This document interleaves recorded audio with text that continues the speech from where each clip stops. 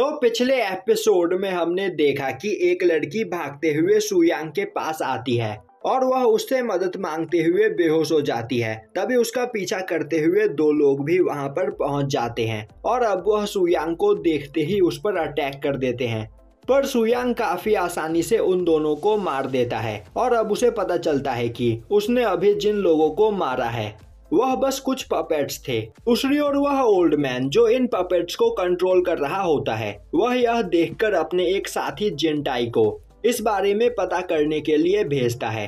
अब दिखाया जाता है कि वह लड़की एक जगह पर बेहोश होती है। तभी उसे होश आता है और वह देखती है कि उसकी सभी इंजरीज ठीक हो चुकी होती है।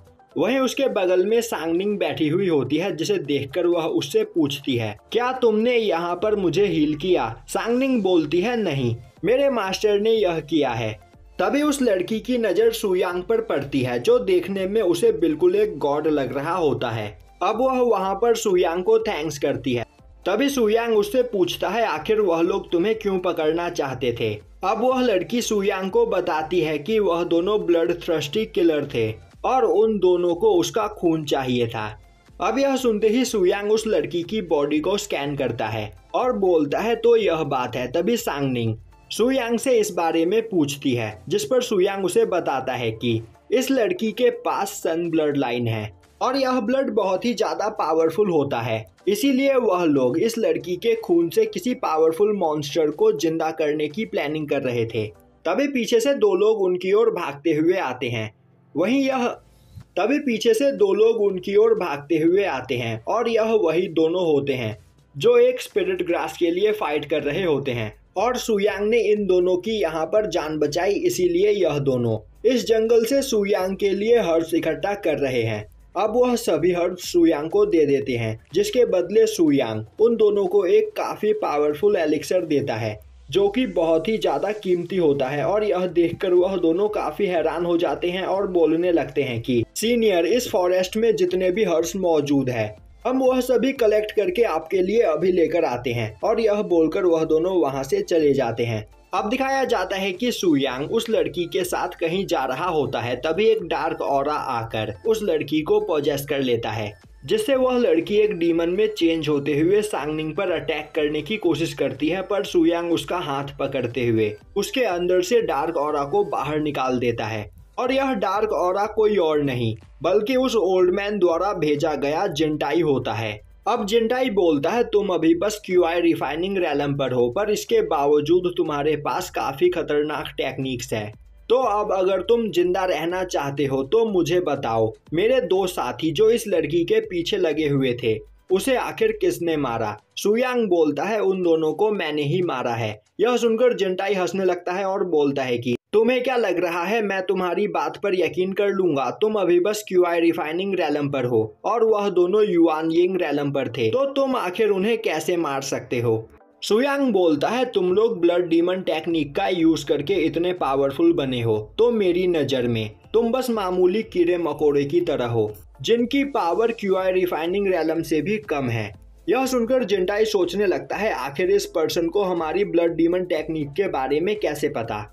और अब वह बोलता है, तो तुम कहना चाहते हो कि तुम इतने पावरफुल हो कि युआनयिंग रैलम के पर्सन को मार सकते हो। मैं युआनयिंग रैलम के मिड पर हूँ, तो मुझे दिखाओ तुम कितने पावरफुल हो। और यह बोलते हुए वह एक मॉन्स्टर में बदल जाता है। यह देखकर वह लड़की परेशान हो जाती है और बोलती है कि इसकी यह मॉन्स्टर बॉडी बहुत ही ज्यादा पावरफुल है और इसी का यूज करते हुए जिनटाई ने उसकी पूरी फैमिली को हराया था। यह सुनकर सांगनिंग बोलती है, तुम्हें परेशान होने की कोई जरूरत नहीं, मास्टर इसे कीड़े मकोड़े की तरह मसल देंगे।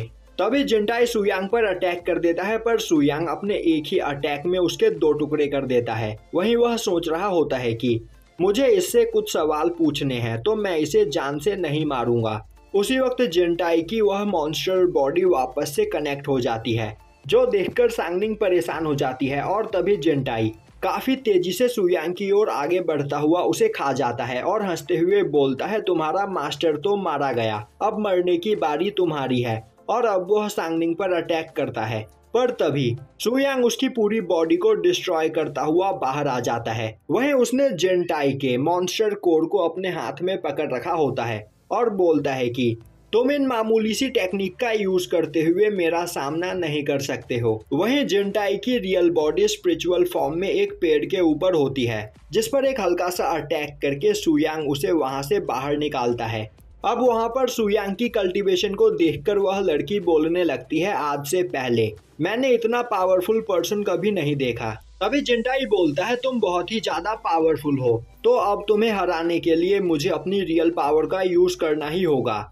जिसके बाद वह अपनी ब्लड डीमन टेक्निक का यूज करता है और अब उसकी पावर बढ़कर युआन यिंग रैलम के लेट स्टेज की हो जाती है, जो देखकर वह लड़की परेशान हो जाती है। अब जिनटाई सुयांग पर अटैक करने के लिए तैयार हो जाता है।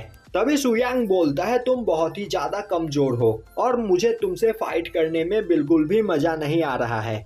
यह बोलते हुए वह उस पर एक अटैक करता है, जिससे जिनटाई की हालत खराब हो जाती है। अब सुयांग जिनटाई के पास जाते हुए बोलता है, मैंने तुम्हें जान से नहीं मारा क्योंकि मैं तुमसे कुछ सवाल पूछना चाहता हूँ, तो मुझे बताओ आखिर तुमने यह ब्लड डीमन टेक्निक कहाँ से सीखी। जिनटाई बोलता है, तुम मुझे जान से मार दो पर मैं तुम्हें कुछ नहीं बताऊंगा। तभी सुयांग उस पर एक और ब्लास्ट करता है, पर इसके बावजूद भी जिनटाई उसे कुछ बताने को तैयार नहीं होता है। अब यह देखकर सुयांग उस पर कई सारे छोटे छोटे ब्लास्ट करता है, जिससे वहां पर जिनटाई की हालत खराब हो जाती है और अब वह पूरी तरीके से जमीन के अंदर धंस चुका होता है और डरते हुए बोलता है, मैं तुम्हें बताने के लिए तैयार हूँ। मुझे यह टेक्निक ब्लड थ्रस्टी सोसाइटी के गोंगफू ने सिखाई है और यह टेक्निक ब्लड थ्रस्टी सोसाइटी की खासियत है, जिसकी शुरुआत आज से 10,000 साल पहले हुई थी। अब यह सुनकर सुयांग सोचने लगता है, 10,000 साल पहले ही मैंने उस डीमन को मारा था और उसके सभी सपोर्टर्स को भी मैंने अपने ही हाथों से मार दिया था, तो क्या इसका यह मतलब है कि अभी तक वह डीमन जिंदा है। अब सुयांग बोलता है, तो अब तुम मुझे बताओ आखिर तुम लोग यांग ब्लड लाइन के लोगों को क्यों पकड़ रहे हो। यह सुनकर जिनटाई उसे बताता है कि आज से 10,000 साल पहले एक डीमन यहाँ पर आया था, जिसके पास बहुत ही ज्यादा पावर थी और देखते ही देखते कई सारे लोग उसके फॉलोअर्स बन गए और उस डीमन ने अपने सभी फॉलोअर्स को कुछ पावर्स दिए। पर एक दिन टियान सेक्ट के मास्टर ने ब्लड थ्रस्टी सोसाइटी पर अटैक कर दिया और सभी लोगों को मार दिया। साथ ही साथ उसने उस डीमन को भी मारने की कोशिश की, पर वह डीमन मरा नहीं और एक जगह पर सील हो गया। उसी सील को तोड़ने के लिए उन लोगों को यान फैमिली के ब्लड लाइन की जरूरत है। अब यह सुनकर सुयांग सोचने लगता है, तो वह डीमन अभी भी जिंदा है। कोई बात नहीं, आज मैं उसका खेल खत्म कर दूंगा। जिसके बाद वह सांगनिंग और उस लड़की से सीक्रेट रैलम की ओर चलने के लिए बोलता है और यहीं पर यह एपिसोड खत्म हो जाता है।